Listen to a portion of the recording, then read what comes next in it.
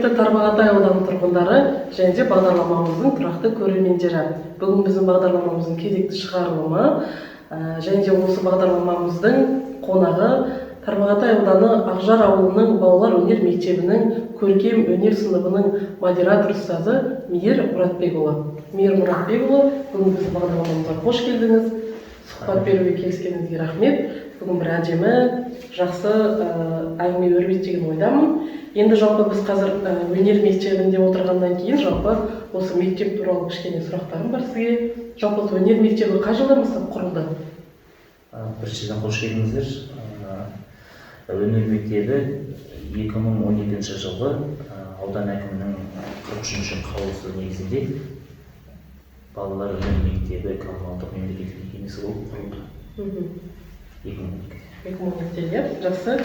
Жалпы мектепте қанша оқушы білім алады және де қанша қызметкер жұмыс жасайды мектепте? Біздің балалар өнер мектебінде жалпы биылғы оқушы саны 200 бала қамтып отыр.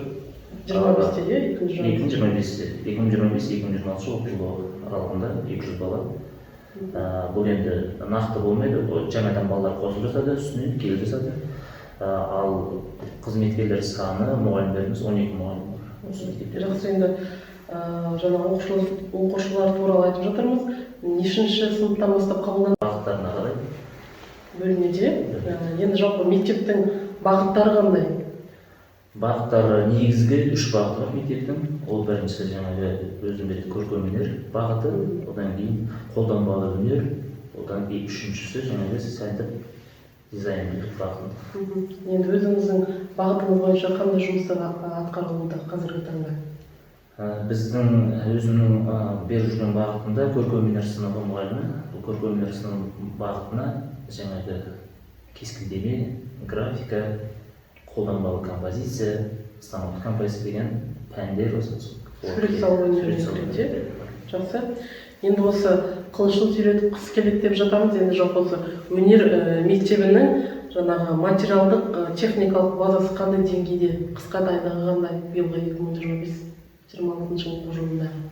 Жалпы 2013-тен бері осы мектепте қызмет атқарып келемін, мұғалім болып. Мектепте жылда балаларға барлық жағдай жасалған. Мектеп толықтай жаңағы жылу жүйесімен қыста жылы болады. Балаларға ыңғайлы, қолайлы жағдай жасалған. Жақсы. Енді өнер мектебінің жетістіктері қандай? Жетістіктері құрылғаннан бастап жетістік өте көп. Ауданда жалпы Тарбағатай ауданы құрылғаннан бұрын Ақтоқтың бірге болғаннан бері жетістік көп. Ал енді жеке осы аудан болып жеке құрылғаннан бері жетістіктеріміз облыстық, республикалық деңгейде жетістік көп. Соның ішінде атап өтсек, жылдағы мысалы Өскеменде өтетін көптеген музейлерде, жылына 3 рет өтетін музейлерде ол біздің мұғалімдердің, оқушылардың көрмелері. Екіншіден, осы 2024-2025 оқу жылы аралығында бізде осы өнер мектебінде облыстық семинар өтті, үлкен дәрежедегі. Оны жаңағы үлкен жетістік деп есептейміз, өйткені бізді телевидение арқылы, интернеттік желілер арқылы, әлеуметтік желілер арқылы бізді танып жатса, бұл жерде облыстың әрбір аудандардан, түкпір-түкпірден келіп, көзімен көріп, тәжірибе алмасты. Енді жетістік демекші, енді жалпы осы жетістіктердің ішінде өзіңіздің жеткен жетістіктеріңіз. Осы енді 2013-тен бастап қызмет атқарып келе жатырмын дейсіз, 10 жылдан артық уақыттай қызметте болған екенсіз. Енді осы 10 жылдық есептің, 10 жылдық қызметтің жемісін атап өтсеңіз. 10 жылдық қызмет біраз уақыт. Мен өзім жалпы айтады ғой, шәкіртсіз ұстаз туды. Сол сияқты менің ең жоғары жетістігім ол өзім шәкірттерім. Осы өнер мектебінде көркем өнер сыныбында беріп отырып, үлкен жетістікті сол шәкірттерді осы жерден түлеп ұшырып, оларды бір белгілі бір бағыттағы жоғары оқу орындарына түсірсек, сол мен үшін үлкен жетістік. Тамаша. Енді ауданымызға мұражай керек пе, жалпы қалай ойлайсыз осы Тарбағатай ауданының ішінде Ақжар ауылына? Керек. Өте керек нәрсе, өйткені бүгінгі күн, ертеңгі тарих, келешек ұрпаққа, болашақ өзіміздің балаларымызға жақсы дүниелер мұра болып қалу керек. Сол үшін керек деп ойлаймын. Тарбағатай ауданында мұражай өте керек нәрсе. Енді жаңағы шәкірттер туралы айтып жатырсыз ғой, енді менің жетістігім шәкірттерім деп. Енді осы өнер мектебінен түлеп ұшқан шәкірттеріңіздің жетістіктері бар ма? Осы сіздер берген жаңағы біліммен сол саланы жаңағы қамтыған оқушылар? Ол оқушылар 2013-тен бастап 10-ның үстінде шәкірт ұшырыппыз, осы жылы дайындап. Олар жаңағы ең бірінші оқушым Құйған ауылында филиалында жұмыс жасап жүргенде Сайлауова Толғынай Ерболатқызы деген ең бірінші грант, бұл түскендер грантқа түскен оқушылар. Көбі десек 100% грантқа түскен. Грантқа дайындаймыз. Өйткені ауданымыздың қарапайым балалары сол грантқа түседі екен деп осы жерде осы сала бойынша таңдап келеді. Бізде 3 жыл, 4 жыл, 5 жыл оқыған балалар болады. 11 бітіргеннен кейін дайындап сол салаға түседі. Жаңағы Сайлауова Толғынай ең алғашқы шәкіртім Өскеменде дизайн, интерьер, ішкі көрініс, интерьер бағытында, дизайн бағытында түсіп, сол жұмысында оқуын тәмамдап, қазір қызмет атқарып жатыр. Жақсы, тамаша. Енді жалпы жеке хоббиіңізге тоқталып өтсек, бізде осындай Тарбағатай айтсақ. Сайлауова Толғынай болса, одан кейін Қайнолбаев Елдар, Талғатқызы Динара, Жәнібекова Жанерке, Советханова Гаухар, Қабдрахман Досжан, Қасымова Әлима, Айтқалиев Ілияс, осы оқушылар түсті. Ал оның ішіндегі Советханова Гаухар деген қызымыз ең осы республикалық бойынша Маңғыстауда өткен әбіш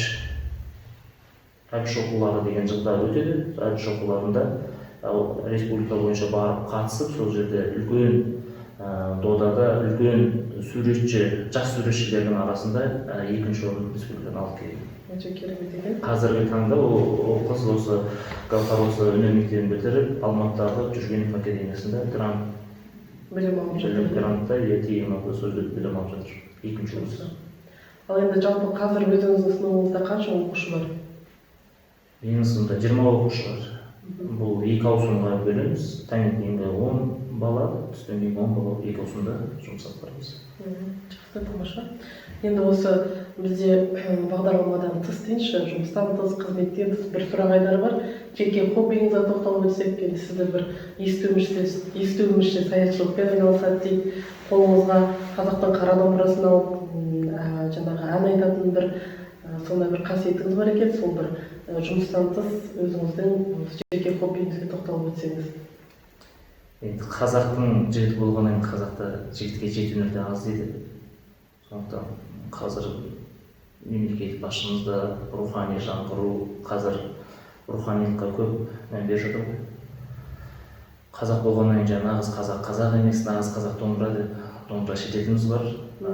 Және одан бөлек өзіміздің дәстүрлі қазір бренд деп алып жатырмыз ғой.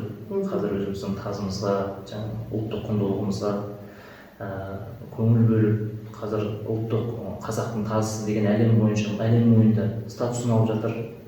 Қазақтың құмай тазысы деп. Сол тазыларды баптайтынымыз бар. Тазыларды өсіріп, өйткені біздің келешек өзімнің ұлыма, өзімнің бала-шағама, өзіміздің ауылымызға, болашақ жастарға мұра болып қалса екен дейміз, тазы. Ал жаңағы тарихқа көз салсақ, үңілсек, кезінде ашаршылық кезінде осы бір тазы бір ауылды асырады. Бұл тазының өте қазақ үшін орны бөлек, өте сондай құрметтеп дәріптеген, керек десе бір тазының құны бір үй жылқы болған, ол қыздың қалың малы ретінде есептелген. Сондықтан қазіргі кезде ұлттық құндылығымыз жойылып кетпесінші деп, сол бағытта хоббиім десем де міндетім деп айтсақ дұрыс болады. Саятшылыққа жиі шығасыз ба? саятшылыққа ие. Ол тазын ұстағаннан кейін тазы үйде қамалып тұратын жануар емес. Ол даланың түзде жүретін тазы. Аптасына сенбі, жексенбі күндері, демалыс күндері міндетті түрде шығамыз. Серуен жүреміз. Енді осы тұста өнер мектебінде көп картинаның ішінде отырғаннан кейін менде бір сұрақ туындап тұр. Енді өзіңіздің ең алғашқы картинаңыз, және де ең қымбат картинаңызды сатқан кезіңіз болды ма? Енді біз кинолардан, тағы да бір бағдарламалардан көріп жатамыз. Енді осындай нәрсе жалпы жеке басыңызда болды ма? Картина сату және оны қанша бағада ұсынғаныңыз туралы айтып өтсеңіз. Енді жаңағы сату бұл енді әркімнің өзінің қол туындысы ғой. Ішкі жан дүниесінен шығып жатады, салып жатамыз, белгілеп жатамыз кенепке, майлы бойымен. Тегін тапқан тегін кетеді дейді. Көбінесе мен картина сатпаймын. Ұнатты картинаның құндылығына жетіп түсініп отырған ер азаматтар, адамдар келіп түсініп жатады. Сол кезде материалын ғана аламыз, кеткен шығынын ғана көп жерде, ал көбінесе сыйлыққа береміз. Ал жеке басыңызда болып көрген жоқ ондай нәрсе? Картина сатуды? Ең алғаш осы жұмысқа кірген кезде бір картина көрмеге апарып, сол жерде бір 50 мыңға, 60 мың төңірегінде сатқанымыз бар. Жақсы. Енді жалпы осы ақынға да өлең жазу үшін шабыт керек. Мысалы, біз журналист, бақ өкілдері болғаннан кейін де бізде кейде шабытқа байланысты ақпараттарымызды жазып жатамыз. Енді суретшіге қандай шабыт керек? Жаңағы не шабыттандырады немесе сіздерді сурет салуда? Сурет салуда ең бірінші әдемілік шабыттандырады. Ақынға да, суретке де солай деп ойлаймын. Жаңағы саятшылық, далаға шығу, табиғат. Біздің Тарбағатай ауданының табиғаты сондай әдемі жерлер өте көп. Таулы жерлері, жазық жерлері. Жаңағы хоббиім, сол тағы бір хоббиім де табиғатты аралау жүрмін. Өзіміздің Тарбағатайда тұрамыз, бірақ көп жерлерді, мекендерді білмейміз, әдемі жерлерді. Өзімде сондай мақсат бар. 3-4 жыл болды. Көрмеген, білмеген жер атауларын демалыс кезінде соны аралап, көріп қайтамын, тарихымен білісіп. Сол кезде жаңағы әдемі жерлерді көргенде шабытым оянып, сол жерлерде этюд жасап, немесе шамалы жеткенше, немесе жаңағы жақсы әдемі көріп жерлерін фотоға түсіріп, соны бейнелейміз кенеппен. Жақсы. Енді осы сурет туралы әңгімеміз өріп жатқаннан кейін, суреттегі бағытыңыз, сіздің жеке өзіңіздің сурет салудағы бағытыңыз, қандай картиналар тудырасыз? Сурет салуда бағытымыз көп бағыт. Жаңағы абстракция дейміз, соның ішінде реалистік бағытта саламын. Жаңағы айтып өткендей, қалай табиғатта қандай әдемілік тұр, сол қалпында, сол түсте, сол көңіл күйде беруге реалистік бағытында бейнелеймін көбінесе. Енді Мейір Мұратбекұлы, жалпы осы жылдағы жоспарларыңыз қандай алдыға қойған бағыттарыңыз бар? Жалпы биылғы оқу жоспарында жаңадан шәкірттер келіп жатыр.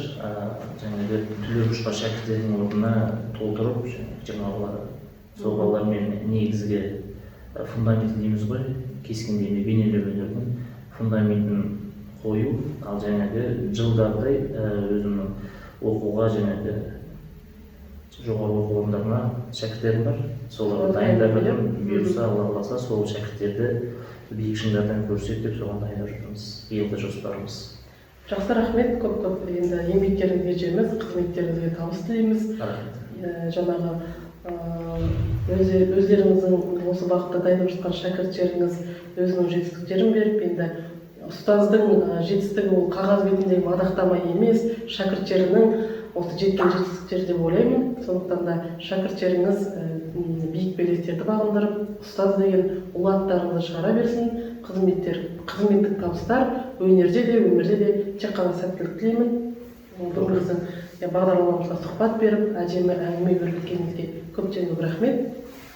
Енді өнер жүректен шыққан сыр сол сырды бала бойына сіңіріп, шабыттың шырағын жағып жүрген жандар осындай мектептегі ұстаздарымыз деп айта аламыз.